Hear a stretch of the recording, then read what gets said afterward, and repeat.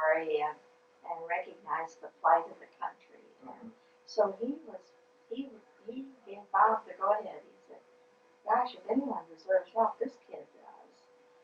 So then Bob began a correspondence with Namie, and I don't know exactly what the sequence of events were, but eventually, This is over 20 years ago. yes, but eventually, after Nixon was elected, and he had Brent Scowcroft in the government, he was head of national security or something for the Nixon government. He wrote, "In the meantime, your granddad here had made a special trip into Bucharest to try to get the government to allow Mihai out. And he and Mihai had special meetings with the head of the passport department. And he assured..." Yes, he said, "Soon you will have good news." Yeah, words to that he assured them that... It's official.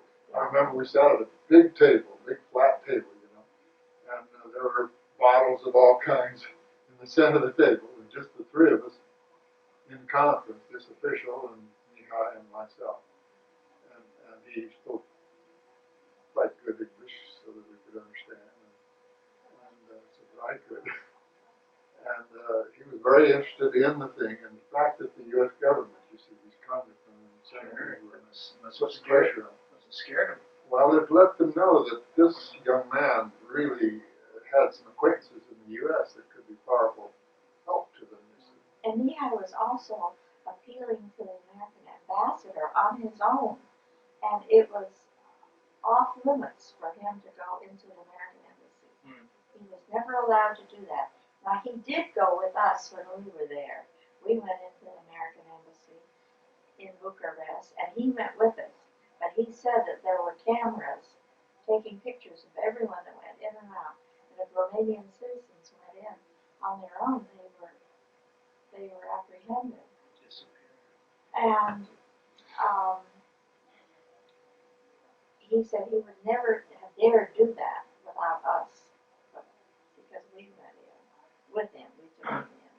So he was in contact with the American ambassador all this time. Well, anyway, to get back to Brent Scowcroft, he wrote, Bob asked him to write a letter to the president or some official, I don't know who it was, because this was all in the works through the American ambassador at this point, trying to get Mihai an exit visa, is what they call it. Permanent exit visa. Yes, but it wasn't known to be permanent. It was only a visa to come and visit relatives, Uncle Dick and Aunt Marian. Was that the story, that you were literally a blood relative? No, that was his story, yes. But not He ours. kept calling us Uncle Dick and Aunt Marian. To try his to... letters and everything that he did. He would first refer to us. He still does. Yeah, well, yeah, Uncle calls me Aunt Marian. Well, anyway, after that letter went to Bucharest, things began to happen. The letter from the mysterious government official. From Brent Scowcroft. Oh, from... Yeah, on the White House stationery. Right. See, that's what did it. That was the thing that did it. Did Scowcroft write it, or did... He wrote it and signed it. It was on official White House stationery.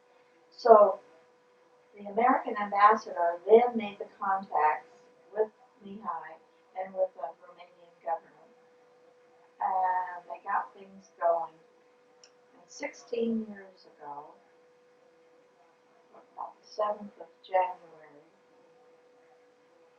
they were given, Mihai and Anka were told to pack, that they had an exit visa, they could go on that day, say the 7th. And they had saved money to buy an apartment, so they bought their own airline ticket out of Bucharest to London, and from London to San Francisco. And Pan Am at that time honored the Romanian money. And so they were able to use their Romanian lei to buy an airline ticket for San Francisco. But they went on their own airplane, their own airline out of Bucharest to London. The American ambassador told them to be ready to go until like tomorrow. They were packing, but leisurely.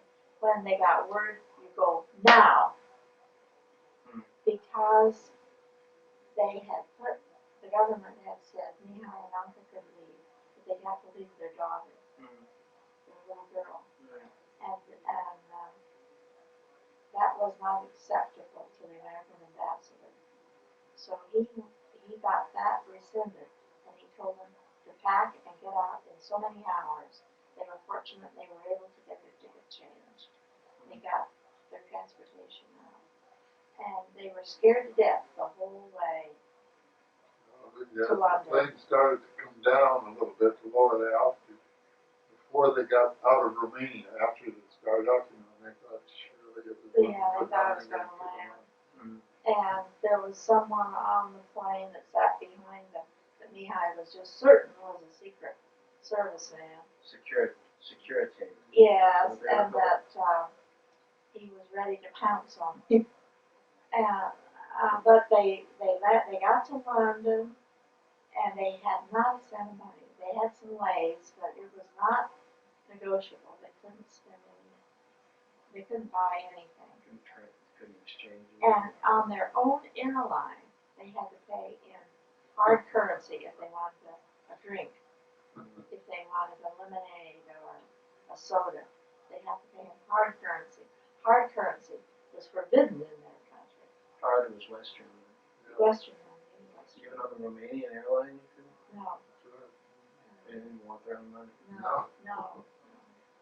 But Mihai said they landed in London, and that they went onward passengers, and transit passengers went out one wing, and this man that was sitting behind Mihai went out another way, so he was safe. He was a sigh of relief, and he thought, oh, we're going to be safe. So then they got on, he'll tell you all this too, and they boarded the Pan Am flight to San Francisco. And they didn't know. But there was a complication at this end, because we had been told he would be here on a certain date. But he came early. And he came earlier, and we were down in San Felipe. So we didn't even know that he was coming on that day, that he had arrived in California. He had nowhere to go. And he was in San Francisco. He had no money, no nothing. Didn't have money for a telephone. But he finally got a hold of Joe. No, first he found a man in uniform who turned out to be a deputy sheriff At the at airport? the airport. You just walked up to a Uh-huh. cop. Someone in authority. He thought he was an army man. And, You must have had great visions of American servicemen and police officers. well, imagine not knowing what to expect. No way. And not a cent of money for anything. And no one to meet them. Gosh, and they were afraid to eat on the airplane. And they had taken all the baggage they could possibly get on the plane. Yeah. Somehow they got on with more than All they had was what they could carry. Yeah. And that's really not very much even when they had a vaccine. And so he told this sheriff that he had to get on an airplane to San Diego. Well, we were going to wire him money to get a ticket. Once he got there. Yes, but we weren't expecting him. So and he tried to call, the sheriff took him to the terminal where he would get the PSA ticket to come down, and loaned him the money to call Joe. He tried to call us and couldn't get us because we weren't home. So he got a hold, did he get a hold? We were with Joe and Sally. We were in Borrego with Joe and Sally. Weren't we? Oh gosh, I don't remember. No, they came down and Joe and Sally met him at the airplane and took him home and kept him. And we came home about 2 days or so later. The But they stayed at Bud's house. They stayed at Bud's house. I don't remember that. Well, I don't think that's right, but it might be. But, well, anyway, Namie will straighten you out on that. Yeah. But you, I would have remembered that. we came home. I think you'd have remembered if he'd been at your house. I don't think he was at your house. This is probably the only occasion that I've been able to feel confident that Marian has made a mistake. No, they were there. They stayed. I remember them visiting. They, yeah. But anyway, we came about 2 days later, and of course we brought him out to our house. Maybe that's what they did. Maybe they just had dinner at your house. Well, anyway, it was because he was aggressive enough that he found a. You got a cop. Some guy just wanted money. What a story! What a story he must have told that cop. Yeah. Think about that. Yeah, it'd be interesting to hear what he would have to say. Sure. What his impression Yeah, I was. remembers his name. That's got it written down with me. And I wouldn't be surprised, although he's never mentioned it to us since then.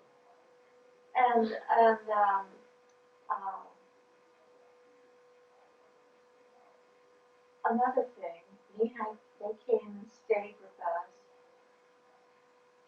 and because we had a lot of room in the old house, and right away he wanted to buy a car, and of course he had no money, no job prospect, until Ross Perot sent for him, Sure. and sent him an airline ticket to Dallas. Well, called our house Um, and wanted to talk to me. And we put him on the phone and talked to him. Well, there was that representative that was down there, Bill Archer. I think he's still in the Congress. Did Mihai contact Edie Perot himself or write to him? No, it was all through Bill Archer, who was, through Bob. I think Archer must have heard about Bob that. was working, you see, with various friends in Congress to do the same thing. And Archer was a very arch conservative, and He's from Texas. a Republican and a friend of Perot's, and was an avid anti-communist as Perot was. And so Perot heard about Mihai through Archer and called for him. Completely unsolicited. Unsolicited. As H. Ross Perot. He's been so lucky. Off the boat with nothing. Yeah. He has one of the world's wealthy, probably one of the wealthiest men in the country. Oh yes, undoubtedly.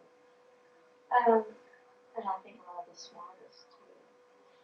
And then he offered Mihai a job in San Francisco, and we took them up there, and Perot, the company gave him an apartment for 2 weeks to live in until he could find his own living quarters to find out where he would live.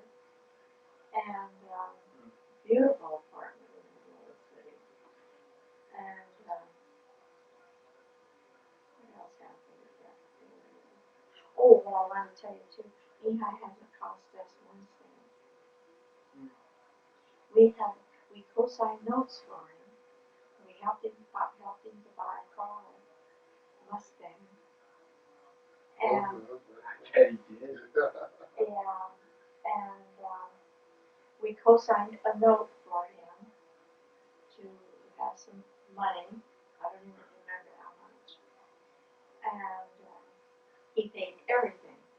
He paid the note to the bank, and he paid off the car.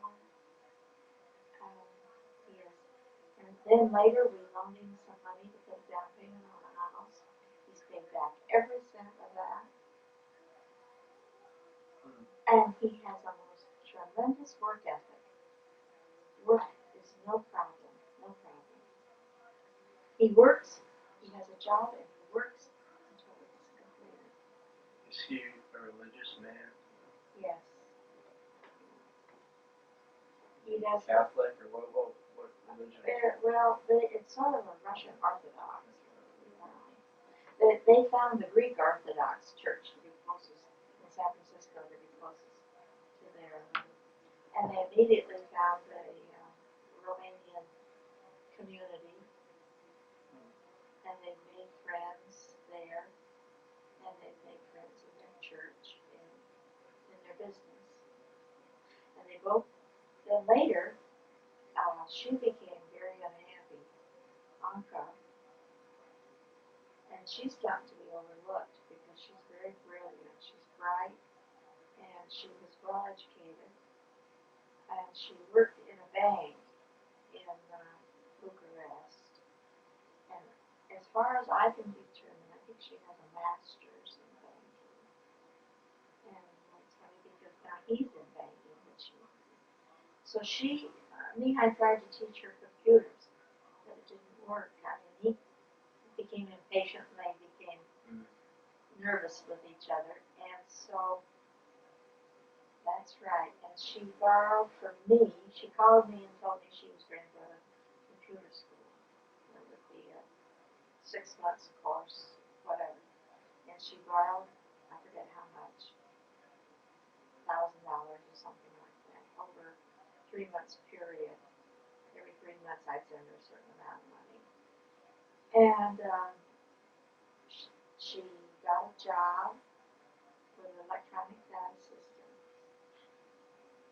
She went to the school, she graduated highest in her class because she worked so hard. And then she went to Dallas to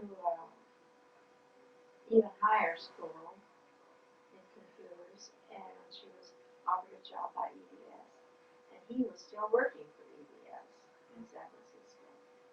So that worked just fine. They could go to work together. Andrea now is about 12 years old, something like that. And that was, when did they come over? Was it 75? Yeah, it was 16 years ago, I guess, whatever that is. Uncle told me the other night. 17 years ago, 75. Yeah. She told me the other night that they've been here 16 years. And Andrea was going to school. Of course, she was the head of her class and everything. And then they made arrangements for her to go to school when she was a junior high grade to a special school that was very high scholastically. And also, she would go an hour early because she would have special French instruction that they paid for. So Uncle went to work and she paid me back every cent. And she's doing very well. No hint of, oh, I'm going to lose my job. They're laying off all these people now. No, nothing like that. And for a while, EDS moved their San Francisco office, or moved them from San Francisco to Sacramento, so they were traveling over an hour every day to go to Sacramento, and that must have gone on for a couple of years. Exactly how long? After they bought their house in Vallejo, they were just getting on the freeway. What is it, 270 or something like that? It goes to 80. 280 80. or just 80. Goes right by Vallejo and Sacramento. Well, that's what they did for a long time, and it was a torturous thing. They leave before dawn and get back after dark. And Well, he was becoming more and more important too for the company. And then they sold out to General Motors. And Mihai called, I remember, and I talked to him, and they wanted him to go to relocate to Detroit. And he would not do that. He said, I will not do that. I said, Mihai, it wouldn't be forever. I mean, and it might be good for your career to make a change like that. He says, I don't care. I've been to Detroit and I'm not going to look lived there. That was that. And then the next thing we knew, he had a job with Wells Fargo. As a vice president. And, Well, not, Well, he's now. he is now vice president and could charge a computer program. And he set up a team that did the transition. And Wells Fargo bought Crocker. I think it was Crocker. Wells Fargo bought Crocker. And he amalgamated the two systems. Brilliant, man. And no, with no hitches. it's quite a success story. Oh. How do you think that growing up in a country like that, which obviously discourages the type of life that he has led subsequent to it, where did he get the desire and the endurance to go through this whole thing? Was it just a rejection of what he had brought up with and sort of reasoned beyond that and said there's something better than this and this is wrong? He's one of those few guys, I think, that just has a tremendous ambition. He has and a single-mindedness drive. to go with what he wanted. His mother is like this. His mother is a planning, driving woman. And she is helped shape this. Encouraged him. Yes, I'm sure all the way. Did how and did he his get father too, his father. how did he get his parents out? And when was that? They came one at a time. The mother came first to visit. And on an exit visa. And then she stayed longer. She had it extended. And then the father came to visit. And they just abandoned They this abandoned. apartment, beautiful big apartment, They abandoned everything. in the center of town. And they had a farm out in the country where they They had a big farm, but it had all been confiscated, and he'd been left with just a small plot of ground where the father raised bees and sold money. Romanian bees. Yeah. And then her parents came out too. Yeah, same way. So after did his method and the whole process of involving congressmen, etc., did that set any kind of precedent, or did it pave the way, as far as you know, for any other people getting out of either Romania or other Eastern Bloc It countries? didn't set a precedent. That it had already been set because many had been able to get out through but just special. on individual basis, you see, and special cord between individuals, like he had the connection with us, and he just used it. And other people who have had connections also. Bob's done a lot of this. He's done a lot about getting Well, of people course, out. Bob is the one that, Bob is the man who, when he picks something, he's just tremendously enthusiastic, and nothing matters except accomplishing that thing. Mm-hmm. And he took Lehigh under his wing and wanted to get him out. Bob so anti-communist, and he felt this would be a little bit of chink in the armor of communism. Right. Of course, it's proved completely right now that communism is just down the drain, and everybody knew it would have to be. Right. Eventually, I'm sure. People are not that way. Right. Right. No, I think all the congressmen have done a lot to help the individuals like this. When they have had some member of a family or friends like we have just accidentally met me, but we felt that he was worthy of help. But we couldn't get Bob even to listen. We didn't say we want you to get him out, but we kept telling him about him and how desperate he was. Bob just kept listening and listening and never offered. And we didn't know exactly how to do it, except Pop did go back. Is that a special trip I was just in to see special him? trip. Yeah, to try to help him. How many trips in total did you have? You saw Just him the first two. in '71 and then a special trip back. Yeah, and then not until they got out. But you see, by that way, we kept a focus on him so that the government couldn't just lift him out and send him.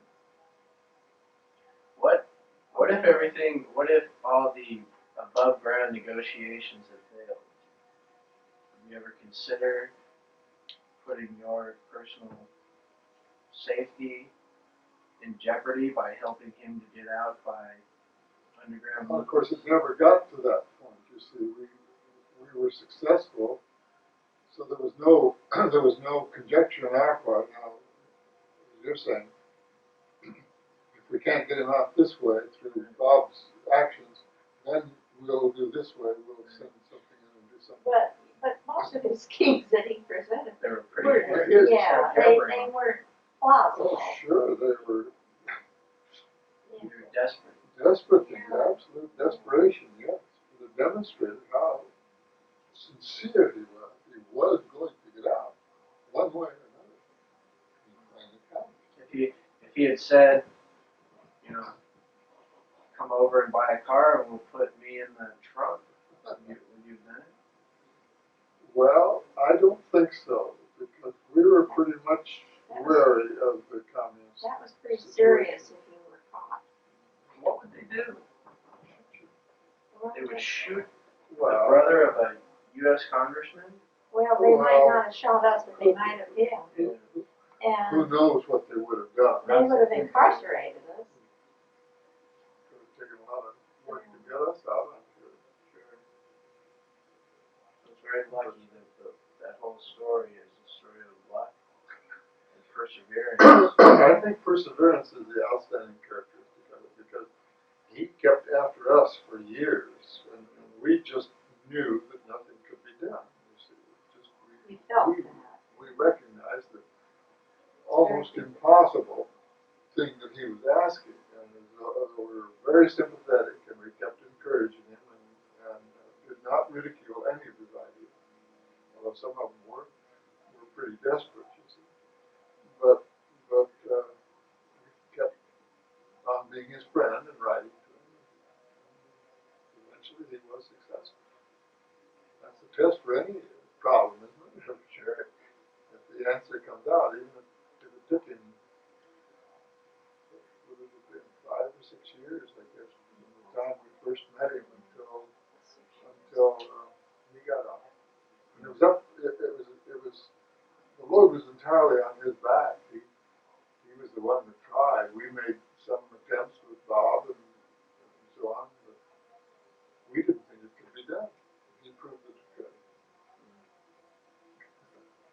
Yeah, I remember, I was 9 or 10 years old when they came over here. And I think that the vision that I had as a child was that you guys had been the night commanders and had snuck. I remember telling that to friends in school about my grandparents. That you guys The body snatchers. Yeah, and I think that I thought there was some espionage. Skullduggery. Right. That there was. Well, that would be the romantic thought for a young man. Make an adventure out of it. If this whole book idea ever comes about, I've bandied with the idea of making it a historically accurate book, a nonfiction book, which would be very difficult. Yeah. Or taking the basic bones and really being able to be creative with it. Wow, you'd get lots of help from Mihai if you wanted to do Oh, something. my, I think that would be a tremendous Oh, thing. yes, he could supply you with stories. Now it can be revealed. Yeah, The Russian giant has gone. This is the story of how one man and his family escaped the tyranny of Hey, that's a good idea. 3-part serial on Sunday afternoon Yeah. in the travel section of the other. Well, you get lots of help from Bob, although Bob, like his older brother, sometimes doesn't remember everything exactly accurate. He could give you a good story on it. Is he still Is he in DC or is he here in San Diego? He's here in San Diego. You don't want to get recorded. Well, maybe next time I'm down, I might have to borrow this little thing. You're welcome to, yeah. Oh, yes, He taught me some things about it that was very interesting. Nehemiah's story would really make a story. Yeah. It would make a story. You should drop in and see him sometime when you're up in San Francisco. Well, I don't have any time for the next 6 months, but after that, if I don't have a job, I got nothing but time. Be overeducated member of the bar with no job. Well, as a Wilson, you'd be very much welcome in the family, I'm sure. Well, that may be a definite angle to pursue. Mm-hmm. That chapter closes. One more thing I wanted to talk to you about specifically was your brother David, and we didn't get to do that on any That's another story. other tape.